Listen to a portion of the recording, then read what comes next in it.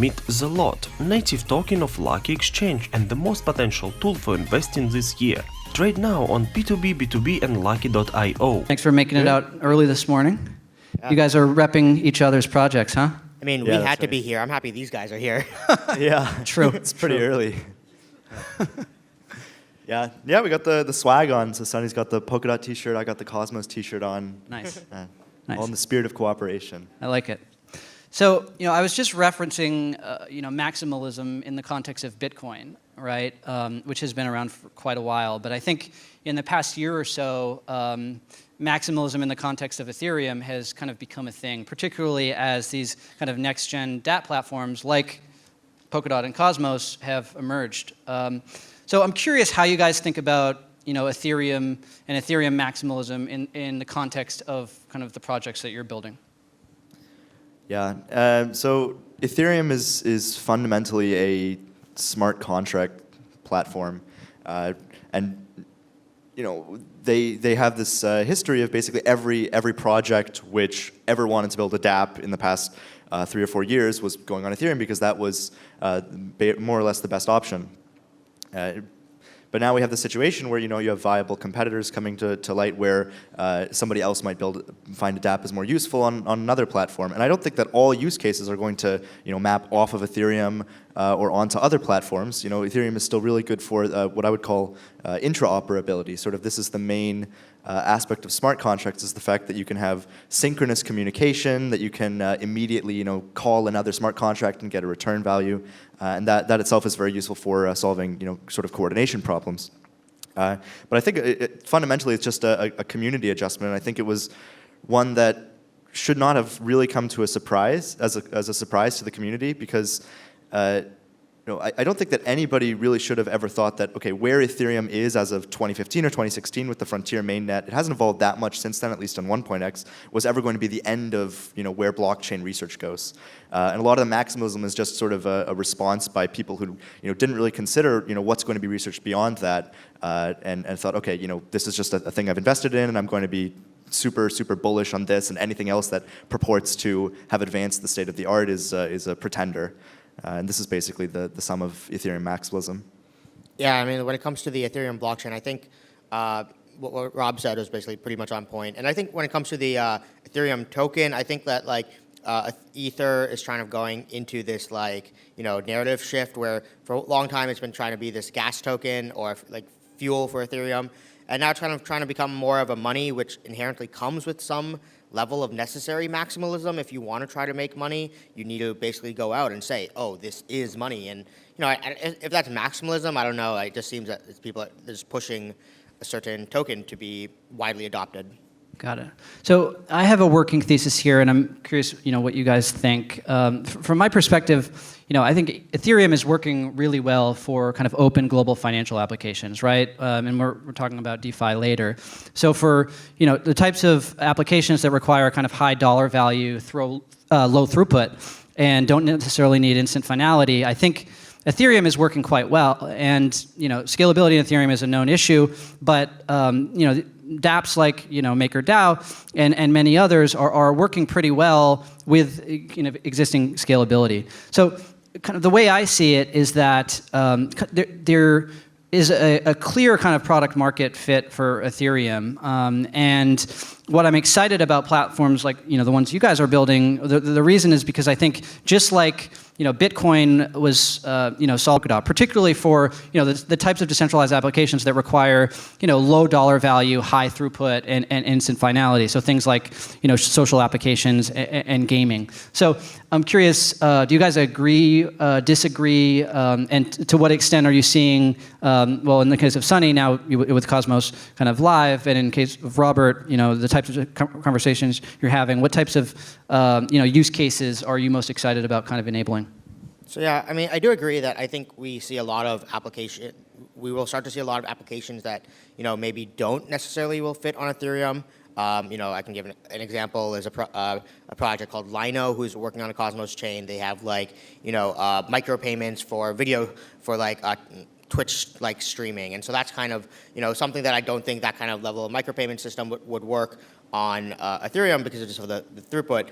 But I mean, I kind of disagree that low volume applications and like current DeFi platforms can actually work on the current state of Ethereum. So, for example, I've tried launching an Augur prediction market, and it takes about half of the gas limit of an entire block. And I just don't think that's like a reasonable, scalable thing. And even if we're talking about DeFi in general, like I'm not that. I think Ethereum did a lot of things really well, but one of the few things I don't like is a lot of the designs around the EVM. And so I think that there's a lot more interesting and better VM designs that you can do if you want to create a system that's focused on secure DeFi. And so the one I'm really looking forward to is the Agoric VM, which is like this JavaScript object capabilities based system. So I think that there's a lot more room for exploration when it comes to building DeFi systems. So the original question was a bit about instant finality and whether that actually has a bearing on what kind of applications are actually useful. This is something that I generally don't really agree with. I haven't been yet convinced that instant finality is actually really, one, either instant or two, inherently useful. I mean, in the end, what instant finality really means is single block finality, but it actually means that you've gone around and you've collected all the 2/3 quorums that you need in order to finalize the block before ever releasing it, which means that you're maximizing 100% for time to finality, and you're completely minimizing time to first inclusion or first confirmation. So what we've been doing is more looking at hybrid consensus, but the first inclusion is even a little bit faster than that. So you can already know sort of which chains you would pick and choose, to follow the chain that contains your transaction, that you can already start to optimistically build upon that. And that's a little bit of an edge, at least on the consensus layer. But at least I wouldn't say that the consensus mechanism, the means by which you're actually assigning security to transactions, is actually the most important factor on which kinds of applications are possible or particularly well suited to a platform. On that, I would agree a bit more with Sunny that it's a lot more about what's your virtual machine, what's your execution model. Sort of our thesis at Polkadot is that the way that smart contracts function is that you have very, very, very granular operations. So you add a number, you charge a gas fee. You multiply that with another number, you charge a gas fee. And you're doing these super low level operations like CPU instructions, something like that. And every single time you levy a gas fee. And this is pretty inefficient. So the idea is, if you can specialize and you can say, okay, my transactions for this chain correspond to doing much more work, then you can levy a fee once and do all of that work. And the idea of specialization within the execution environment is probably going to lend itself to a lot more kind of complex and efficient applications. And I think we really see this downside of gas with typical smart contract platforms, with the fact that it takes millions of gas to do anything particularly useful on Ethereum right now. A lot of the fancy cryptography stuff, you have to use special built-ins that require hard forks just in order to get the gas costs down to a reasonable level in order to actually run those kinds of transactions. I mean, none of the zero-knowledge stuff you see on Ethereum right now would be possible without those built-ins. So yeah, it really comes down to the virtual machine, I think, a bit more than the consensus layer. Do you agree with that, Sonny? I mean, obviously, I would like to push back on the lack of need for fast instant finality or one-block finality. I mean, in Cosmos, you can support many different consensus protocols, but really the one that's been gaining the most wide adoption right now is Tendermint. And I think people, especially when it comes to interchain communication, if it's taking a couple seconds already to make a transaction on one chain, if you're trying to go between multiple chains, you want that finality to come as fast as possible so that interchain communication can happen much more quickly. Only if you don't pool security. If you pool security, you don't have to wait for finality to bridge transactions. But then if something breaks down, then you have to revert many, many chains and your entire system. If you don't wait for finality to send information from one parachain to another, and then one parachain gets corrupted, you could potentially corrupt the entire Polkadot system. Yeah, and there's a slashing cost associated with that. Sure. All right. We're going a little in the weeds here. I want to kind of keep switch, pushing back on, my claim that DeFi is working well. or working as good as it could be, right? Because I do think it's working well, but I do also think there are huge opportunities in the DeFi space, right? One specifically is decentralized exchange, right? Decentralized exchange is kind of a category that I think there's been a lot of interest and excitement for the past 3 or 4 years right now, and a lot of experimentation as well with projects like 0x and relayers built on 0x, and decentralized exchange is still, tiny on a relative basis to kind of the volumes that we see on centralized exchanges, right? So, it's unclear why exactly that is, but it could be that a new platform like one of the ones that you guys are building kind of enables DEXs to really work at scale. I'm curious how you see that. I maybe start with Sunny, just because you guys have launched and you are seeing a lot of I think interest from kind of outside parties and even some centralized exchanges that are excited about kind of using the Cosmos SDK for DEXs. Yeah, sure. So a few weeks, I think 2 weeks ago, someone wrote an article, a really great article, just kind of talking about how Cosmos Hub is this you can think of it as these trading routes between these different nations, and these trading routes that can allow assets and stuff to move along them. And they kind of hid something in the last few sentences of the article, which is something about when there's a lot of trading routes, oftentimes on the side of those busiest trading routes, a little marketplace will start to show up. And so yeah, I think DEXs are totally very important to the Cosmos ecosystem.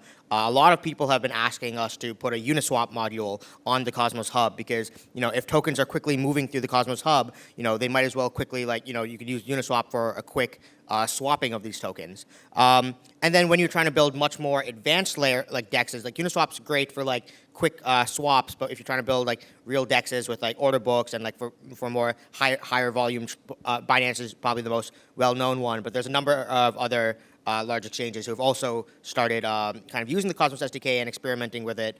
And so it'll be really interesting to see all the DEXs. What I'm personally most excited about is I want to see what kind of interoperability you can get on DEXs that you couldn't get in centralized exchanges. Something I'm particularly really interested in is this idea of how can you share liquidity amongst DEXs, but in an incentive-compatible way. So that's some of the research I've been working on for the past couple months. Yeah, with DEXs in particular, I think that there's sort of an interesting point to be made about what happens when we go from one chain to many chains. I mean, what people have been thinking about historically when they want to build a dApp is okay, I'm just going to deploy a smart contract, or maybe I'll build my own chain for that. But as we move into the world of interoperable chains, you're going to have to think about things, dApps that bridge across many chains. They each have components that live on many different chains. I think DEXs are a particularly illustrative example of this. Because typically you would think, okay, we'll just deploy a DEX chain and we'll have a chain that everybody uses for DEX. But one option is actually you have a component of a DEX that lives on every chain. So one of the main problems that you would have, for example, if you try to do a DEX on one chain, is that everybody transfers relatively little amounts to this chain. You have a lot of traffic through the interchain message passing protocols for relatively small transfers that lead to relatively small exchanges that lead to relatively small messages back to some other chain. So this is obviously a lot of clutter in the interchain messaging. So if you have a component rather that lives on every or a set of many chains, then you can do quick trades without ever having to wait for the latency of passing a message to a DEX chain and going back. And then in the background, you have market makers that are moving huge amounts of volume between all the components of this DEX that live on many different chains.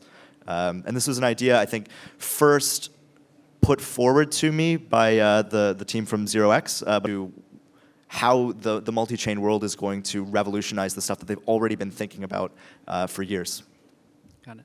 So there's so much to talk about here, and unfortunately we've only got 5 minutes left. But I want to give you guys a chance to kind of talk about just the general state of kind of your projects and kind of roadmap for the next 6 or 12 months. So maybe Sunny, first start with you. I mean, to me, Cosmos is one of, if not the most kind of important launch in the whole ecosystem that we've seen this year, right? And you guys launched about 2 months ago. So maybe talk about that launch, kind of how it's gone, and also, the fact that the launch is really just the start, right? And there's a whole roadmap of kind of things that you're adding on to kind of the core infrastructure? Sure. So Cosmos, what it really is it was this vision of many different application-specific blockchains all interoperating with each other to create a much more scalable and cohesive, both technically and socially, blockchain ecosystem. And so for that, we identified a couple of things that needed to exist in order for that to work. The first one was a blockchain BFT consensus protocol, and so that's kind of where Tendermint came along about 4 years ago, where it was the first Tendermint blockchain-based BFT protocol really designed for use in blockchains. And then the other one was a framework for making it easy to write blockchain applications in an easy-to-use language like Golang. That's what became the Cosmos SDK.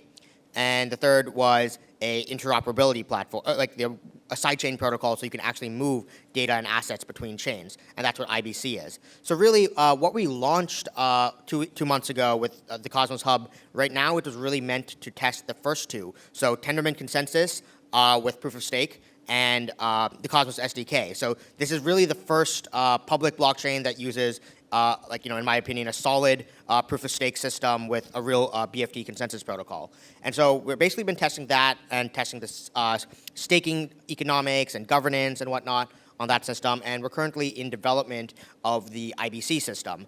And so the goal is that I should be able to write a chain in the Cosmos SDK, but also, on the EVM or in Lotion.js or even Substrate, and they should all be able to interoperate using the IBC protocol.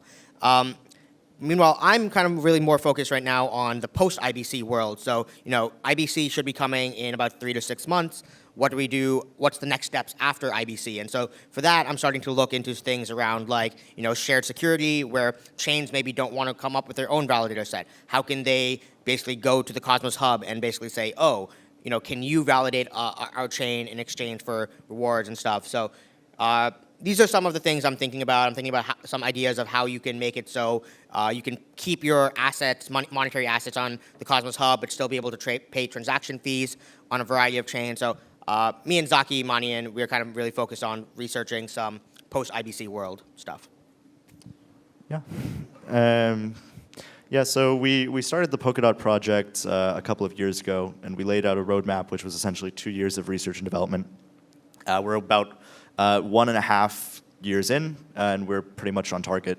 The initial release is still slated for later this year, so that's when you can start to expect stuff. There should be value-bearing testnets and such in the meantime. Basically, one of the things that we did was we want a system where a lot of teams are building their own blockchains, and Polkadot is sort of one half of that. Something that actually does computation, and then you have the networking card, which lets it talk to other computers. So if you adapt that to blockchain, Polkadot is the networking card. We have a product called Substrate from Parity Technologies, which is the computer. It lets you build blockchains very easily. And basically, Substrate is being rolled out. Substrate 1.0 is stable release is being rolled out right now. And the idea is that to build on Substrate, you don't rely on Polkadot, right? They're very complementary, but they are not intrinsically tied together. So as a team, you could build and deploy a mainnet of your project on Substrate without ever plugging into Polkadot, or you can make future plans to later on upgrade the consensus engine of the chain mid-flight and turn it into a Polkadot parachain a bit later. So basically what we've got so far is we've got a bunch of testnet. We've actually had testnets sort of running for, I guess, years at this point. But we've got a couple more milestones. We're going to put up a value-bearing testnet or two probably in the summer, and then we're going to ramp up for the initial release. That's not the end of things. One of the things we want to explore for Polkadot 2.0 is the idea of hierarchicality. So the model of Polkadot is that you have a relay chain with parachains connected to it. But what if those parachains could also be relay chains? And this is sort of the question that we will try to answer with Polkadot.